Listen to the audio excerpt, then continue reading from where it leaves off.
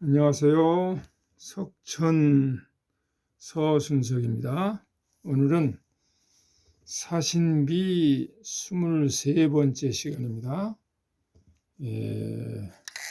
지난 시간에 수획 린, 기린 린자죠.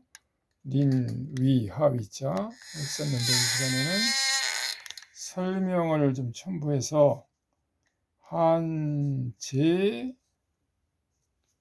지을제, 지을작, 지을착, 연고고 네 글자인데 시간 관계상 네 글자를 다 설명을 할 수는 없을 것 같습니다. 한나라 한자에 대해서 한제, 두자에 대해서 좀 자세히 설명을 해드리고 시간이 여유가 되면은 그 다음 글자도 하겠습니다. 임서는 원래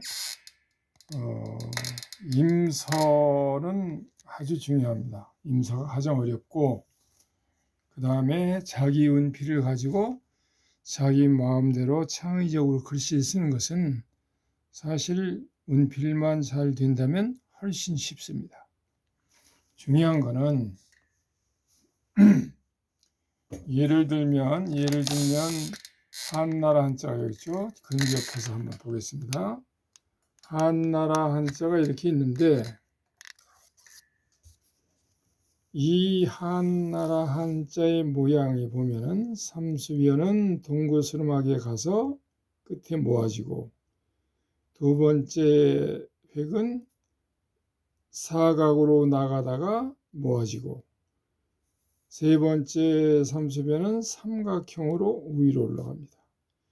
물론 이것은 제일 끝 방향이 여긴 평으로 보입니다만 사실은 삼수변은 한 점을 중앙에 한 점을 놓고 모이는 그러한 방향이 한 점을 가운데 놓고 모이는 것을 생각하고서 해야 됩니다.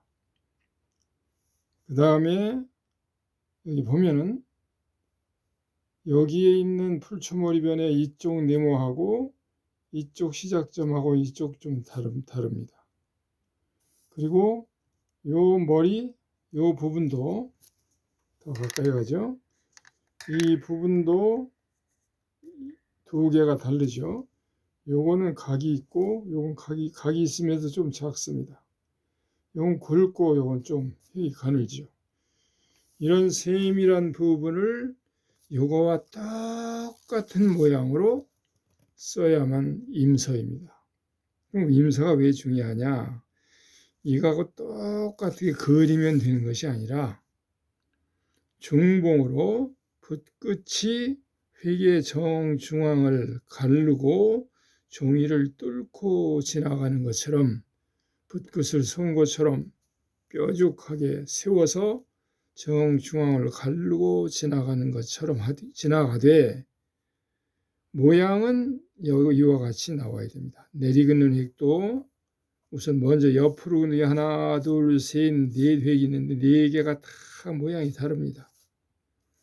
시작하는 머리 점도 다르고 내리긋는 획도 직선으로 하나로 쭉 내려오질 않죠. 이것은 내리긋는 획은 중봉을 잡으면서 내려오기 때문에 직선도 아니고 곡선도 아닌 획으로 내려와야 됩니다. 여긴 굵고 마디 있는 쪽은 굵고 또 모아지고 굵게 나가다가 다시 모아서 가늘게 나왔다가 다시 두껍게 나가서 방필로 나갑니다. 요 두 점도 머리가 두껍고 모아지고 여기는 각이 지다가 뾰족하게 모아지죠. 이 모아지는 획은 전부 다 마지막에 붓이 모아질 때, 요 끝이 모아질 때 이렇게 끝이 하나하나 모아질 때 전부 중봉으로 모아져야 됩니다. 한쪽으로 치우치거나 빗겨서 문지르거나 비비거나 그렇게 하면 안 됩니다. 그게 가장 중요하죠. 똑같은 모양을 낼 수 있어야 되되 반드시 중봉을 지켜야 됩니다. 다시 말하면 요 한나라 한자를 쓸 때의 모양이 이와 똑같이 나올 수 있도록 하려면 어떻게 운필을 해야 되느냐, 그게 가장 중요한 겁니다. 설명이 좀 길어졌습니다만은, 장황해졌습니다만은 그 점을 꼭 유의하시기 바랍니다. 그래서 임서라는 것은 지을 제도 제자도 그렇죠. 임서라는 것은 이 모양과 똑같은 모양이 나와야 되는 것. 그 다음에 반드시 중봉으로 나갈 때, 중봉으로 할 때 의미가 있습니다. 중봉으로 할 때 어떻게 하면 이렇게 굵은 획이 나올 수 있는가.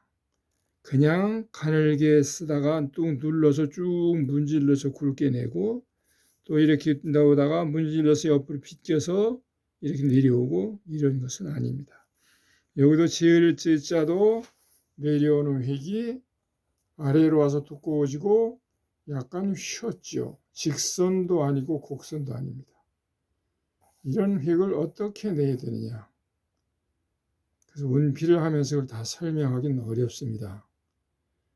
자세히 가능한 운필이 잘 보일 수 있도록 운필이 잘 보일 수 있도록 천천히 써보겠습니다.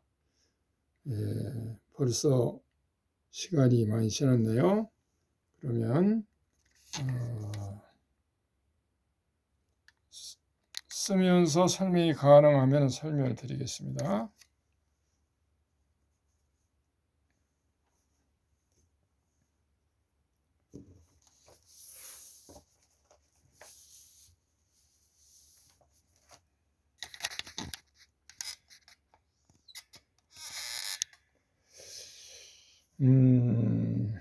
쓰는데 이 카메라에 붓대가 닿기 때문에 아무래도 더 가까이서는 안 될 것 같습니다. 자, 꼿꼿이 붓이 서야 됩니다. 일단 붓대가 서야 되고, 사진상에는 이렇게 정중앙으로 하면은 손이 가려가지고 보이질 않네요. 조금 옆으로 조금 잘 보이도록 이렇게 하겠습니다. 한나라 한자요. 삼수변에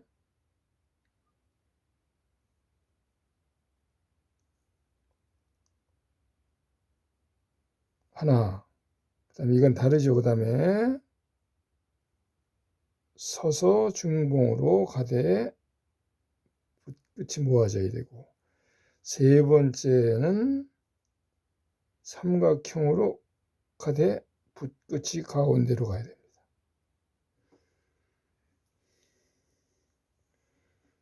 그 다음에 자, 잘 보이나요?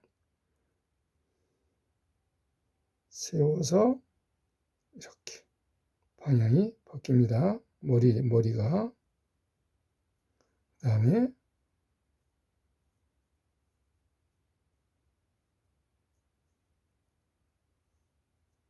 더 예리하게 모아서 나갑니다. 그 다음에 섰죠. 또 한 번 서서 모았습니다. 중앙으로 나갑니다. 위로 올라갔다가 다시 면 바꿔서 내려오고, 여기서 쓰면서 완전히 꽂아서 면이 바뀝니다. 그래서 두꺼운 획이 나오는 거예요. 그 다음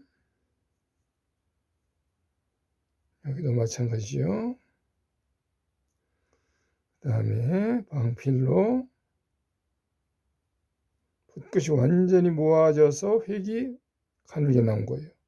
다시 붓을 세워서 면을 중봉으로 모아가면서 점점 모양이 만들어지는 거죠. 그 다음 내려가는 획입니다. 한자.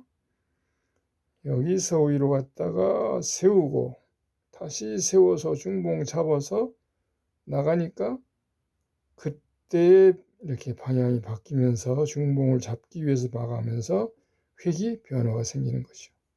세워서 다시 세우고 또 세워서 붓을 모읍니다. 이런 모양이 나왔죠. 삼수변이 좀 번졌네요. 번져서 좀 커졌습니다. 한 번 더 쓰겠습니다. 한자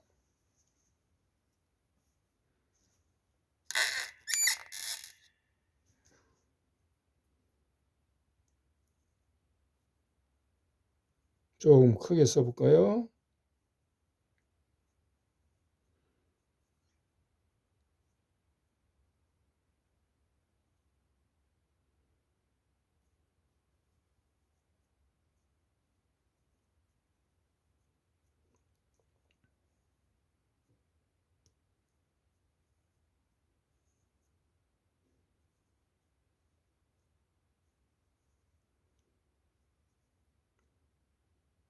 중간에 붓을 세우는 것이 굉장히 중요합니다.